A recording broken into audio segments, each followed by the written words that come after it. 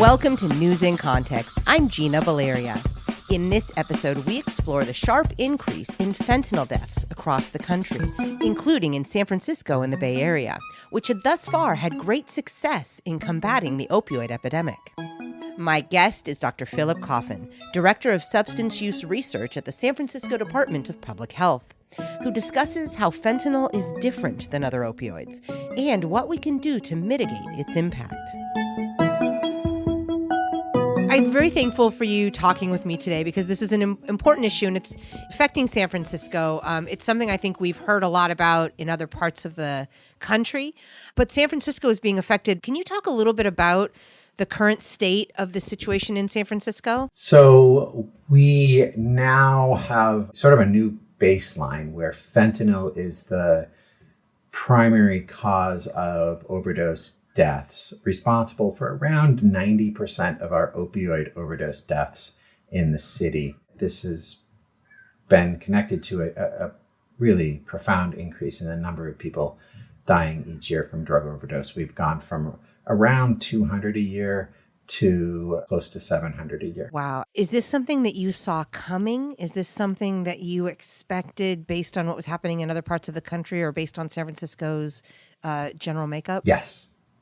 We all saw this coming and we're just kind of waiting for the other shoe to drop or hoping that it wouldn't or that we would get more time. When this started hitting the eastern half of the country as well as Vancouver, basically all the powder heroin areas, we're a black tar area for heroin. All the powder heroin areas were hit with this starting in general probably around 2014. And they all saw several-fold increases in overdose death as fentanyl came to dominate the market. And we didn't see fentanyl come to dominate the market out here until really probably 2018-19 was when it really started to happen, and full bore in 2020. We were protected a little bit probably because the heroin supply is different in this part of the country compared to the powder areas. I'd love to dive a little bit into that. How does a place become a powder heroin area versus a black tar? It has to do with where the heroin comes from. For the western half of the country, the heroin comes from Mexico and it is trafficked as black tar heroin, which is kind of a product that's kind of halfway between opium and heroin. It's not just heroin, it's got a lot of other opioids in it. It's sort of not completely processed into heroin. And that's just been the nature of how heroin has been trafficked in the western half of the country for several decades now. In the eastern half of the country, the heroin is coming mostly from Colombia and maybe some from Asia. And then Vancouver as well, the heroin is coming from Asia and it's not coming from Mexico, even though it's on the western seaboard. So you can travel right up through Washington, and as you approach the border, it's still black tar, and you go to the other side of the border and it's powder. That is interesting. The supply chains and the pathways. Yeah, and that has to do with the gangs that are controlling the trafficking as opposed to border control. Is there a practical difference in powder versus black tar versus maybe other forms in how it affects someone? There is a little bit. I think somebody who uses black tar might say it's more of a holistic experience. And when somebody's using heroin that's powder, they're getting more of a sharp high. And then as you move to fentanyl, it's sort of an even sharper, more synthetic high. So if you were thinking of your opioids from sort of the most natural and kind of holistic experience, you'd start with opium. Then as you move towards heroin, you'd stop at black tar, and then you'd get to powder heroin, and then you get into your synthetics. And fentanyl is just, it's so addictive and the high is so great. Is that what's going on? Yeah, it's so potent that, you know, somebody who's transitioned to using fentanyl, if they go and use heroin, it feels like water. Okay, so here we are in San Francisco, and black tar is our issue. How did this become a crisis here in San Francisco or in the Bay Area? So first off, I think it's always important to think a little bit about the history over the last 20 years, which was we somehow managed to revert an increase in overdose death in San Francisco during the first two opioid crises. So the prescription opioid crisis, which we know affected the city, and then the heroin crisis as we cut back on prescribing opioids. And during that entire time period, our best estimates suggest that we had about a threefold increase in the number of people who inject drugs in the city, and yet no increase in mortality over that period. So that was really exciting, and it really set us apart from other areas, and we were frankly very proud of that, and proud of the people who take care of each other in the community for achieving that. So I think the city felt a little bit immune from opioid crises. When was the prescription opioid crisis here in San Francisco? In general, we think of the prescription opioid crisis as maybe the first 12 years of this millennium. You're saying that the community in San Francisco, and that includes other people who are using, also public health officials, et cetera, worked together in such a way that we were able to prevent death to an extent. Yeah, there was overdose prevention programming in San Francisco that started underground in the late 90s, and then officially supported by the health department as of 2003 with the DOPE project, the Drug Overdose Prevention and Education Project, which was the first of its kind in terms of something supported by a health department. It was really associated with supporting the community to support each other. The work, though, of reversing overdoses, that's done by almost entirely people who use drugs and their friends. How do they care for each other? If you think about it, who's going to be there when somebody overdoses? The most likely person present is going to be somebody else who uses drugs. And it's no small matter to save somebody's life. And many people out there in our community have saved dozens, if not hundreds of people's lives with naloxone reversals. There's a lot that goes into that. And I think some trauma that goes into that, much like, our paramedics experience the trauma of saving lives every day in their job. You mentioned that we'd done such a good job with each other for the past 20-ish years that we felt a little bit immune, or we felt like we had it covered. So what's going on now? Well, fentanyl changes the game for all of us. Even communities like Vancouver that had supervised consumption sites and lots of extensive programming, when fentanyl came, they were wiped out by it with huge increases in mortality. So we suspected that when fentanyl really came and hit, if it did come to dominate, we were going to be in trouble too. Because basically nothing that we can do for overdose prevention works as well for fentanyl as it does for heroin and other opioids. Let's take naloxone distribution as kind of our primary model of overdose prevention. If we are distributing naloxone, we're getting it out to almost everybody. Let's say we're getting naloxone out to almost everybody. The mathematical models would suggest that we can prevent maybe a quarter of overdose deaths. Now, when we transition to fentanyl, we have a drug that is maybe 50 times more potent than heroin, and that is causing overdoses about 2.5 times more often as heroin. And we know that these overdoses are about twice as likely to result in death compared to a heroin overdose. So how does naloxone work, and why is it different with fentanyl? The naloxone distribution intervention relies upon bystanders administering naloxone. So there's a certain window of time that you have where you can give naloxone, it will reverse the opioids, and the person will wake up. That window for heroin is thought to be somewhere between 30 and 90 minutes. So that is to say, if you just used heroin and I just used heroin and I wake up 25 minutes later and you're turning blue and I administer naloxone, you're very likely to wake up and be fine. The reason is because it takes a while for an overdose to occur and for it to result in cardiac arrest. Trying to treat things before cardiac arrest. And with heroin, breathing kind of slows slowly. So we normally breathe 12 times a minute. You use heroin, you drop down to 8. That's fine. You get down to 6 and it's getting a little risky. You get down to 4, your carbon dioxide level's going up. You get what's called CO2 narcosis, where your brain's not really responding.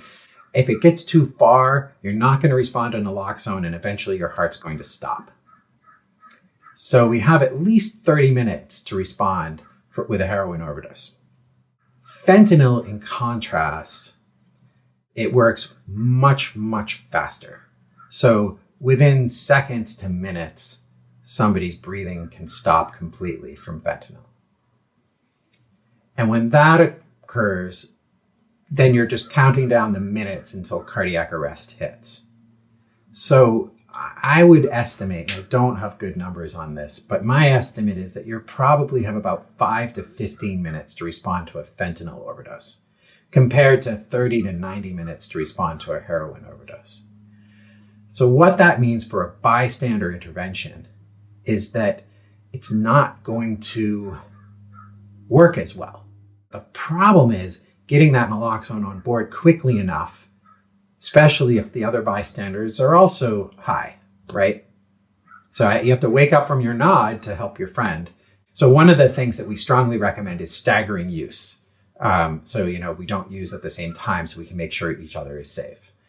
That's a critical intervention to try to help make the naloxone intervention still effective. How do you administer naloxone? So naloxone is an opioid blocker. So what it does is it binds really strongly to the opioid receptors, knocks all the other opioids out, and reverses the toxic effects and desired effects of opioids for about 45 minutes to an hour. And it is usually administered either intranasally with a little nasal spray or by injection. How are people becoming addicted? What are the mechanisms by which people are getting hooked on fentanyl? But what's going on in San Francisco where we're seeing an uptick in addicted residents? This is part of a national phenomenon and a national opioid crisis. And so some of this is people who have gotten hooked on opioids, elsewhere that have come to San Francisco. Some of it is within San Francisco. And if I can sort of take a big picture view of this, one of the real drivers of addiction is sort of social determinants of health. So if you think about the opioid crisis in the United States, the prescription opioid crisis, biggest epicenter of it was Appalachia. And what happened in Appalachia that led to the prescription opioid crisis? Fundamentally, what happened was economic abandonment in the 1980s.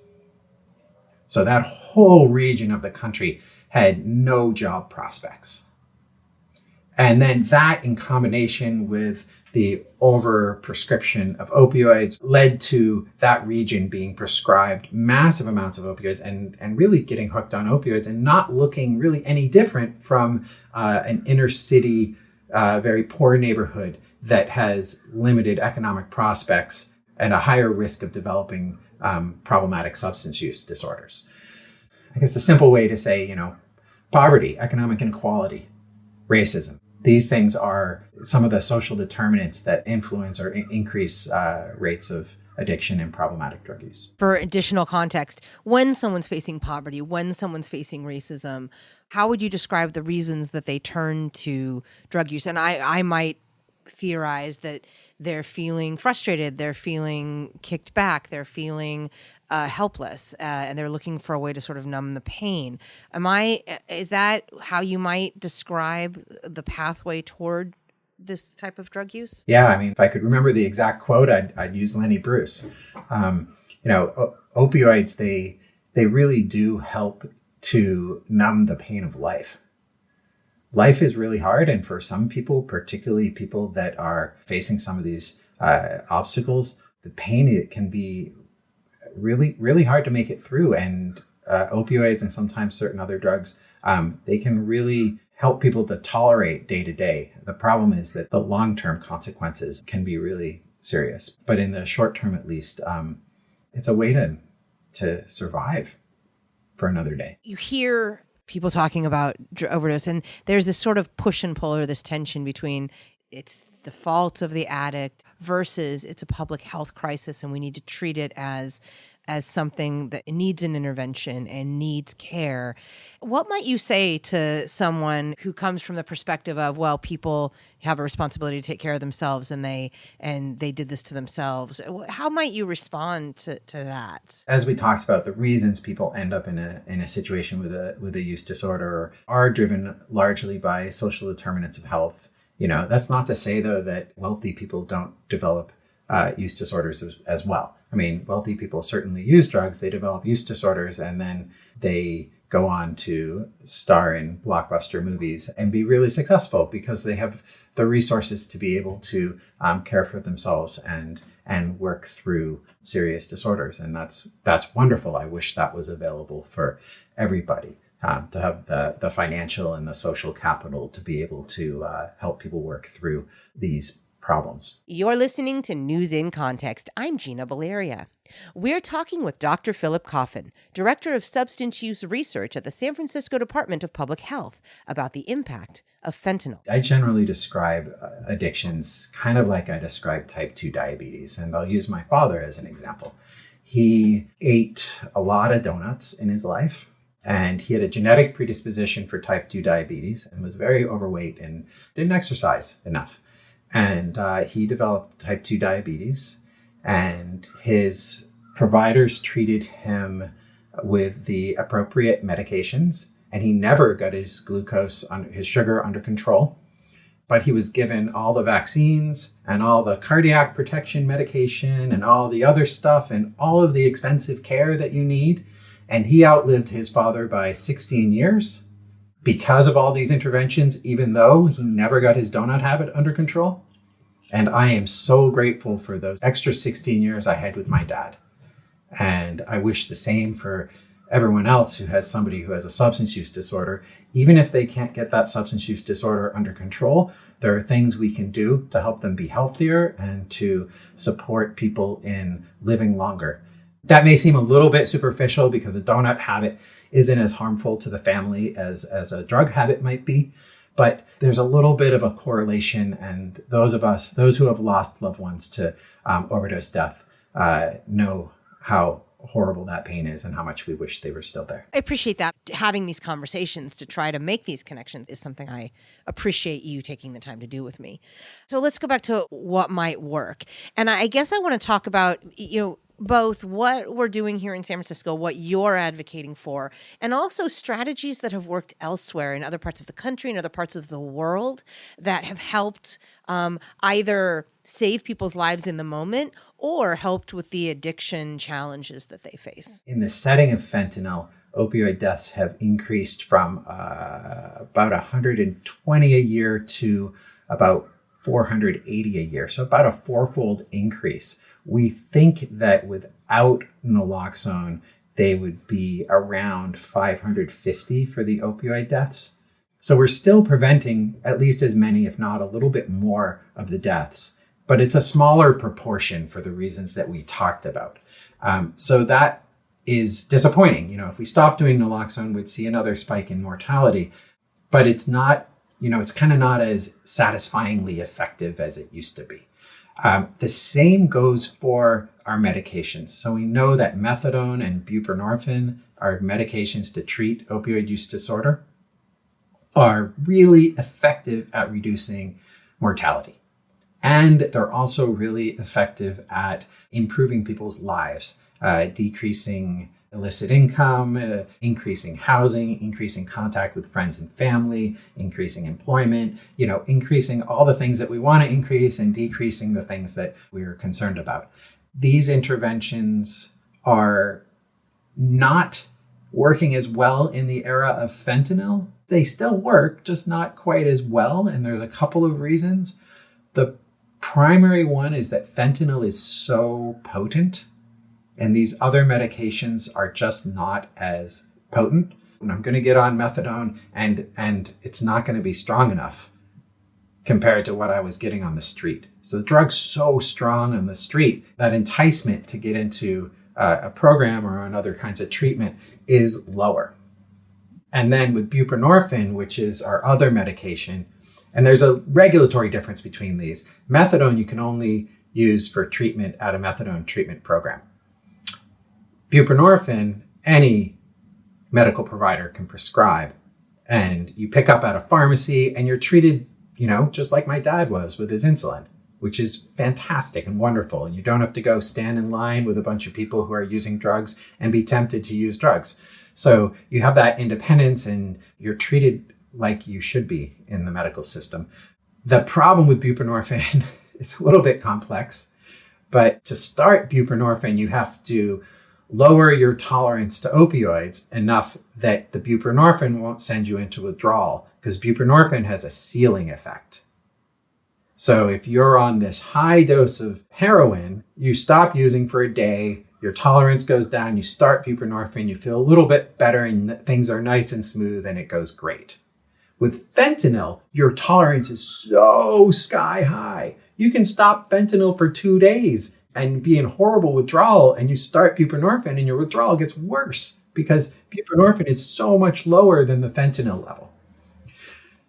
So we've been developing novel strategies for that, something we call overlap initiation or microdosing. There's a bunch of different terms, but basically the idea is people continue to use the opioid that they've been using, which is usually fentanyl now, and they start baby doses of buprenorphine, and over 3-4 days, they replace the receptors. They replace the fentanyl with buprenorphine in all of those receptors as you slowly increase your dose and get up to a reasonable dose. So that's working better, but we still run into the issue that the fentanyl is so good on the street, the temptation is pretty hard to resist. Reading about your work with pain management clinics, that some of them are closing. And also you mentioned earlier that there were some underground programs at the start that helped serve this community to prevent death. So I'd love to learn more about those programs and also what's happening now and what we're missing. There's sort of a national crisis where not just physicians, but other clinicians as well, particularly in primary care, are just refusing to prescribe opioids. And this comes from what was really, frankly, a crackdown on opioid prescribing, not just the guidelines to prescribe fewer opioids, but then things like investigations into people for prescribing opioids that weren't just these pill mill investigations, but based on, let's say, a single overdose death, providers being investigated because they had prescribed opioids once to somebody 6 months before they died of an overdose. Every investigation like that means you have to contact risk management. And if you're an individual provider, that's going to cost you at least tens of thousands of dollars in legal fees. And so lots of providers have just stopped prescribing opioids altogether. And in many cases, will refuse to accept patients that are on opioids, or they may accept them, but they won't prescribe them opioids. So what that means is, we have millions of patients around the country who have been prescribed opioids for decades. And we know very well from data that if we just cut them off, there are much higher rates of mental health crises, overdose deaths, and suicides. And particularly with fentanyl on the street, we also know that some people will transition to non-prescribed opioid use, which means street opioids. So the risk is sky high for patients if we are discontinuing them from opioids unilaterally.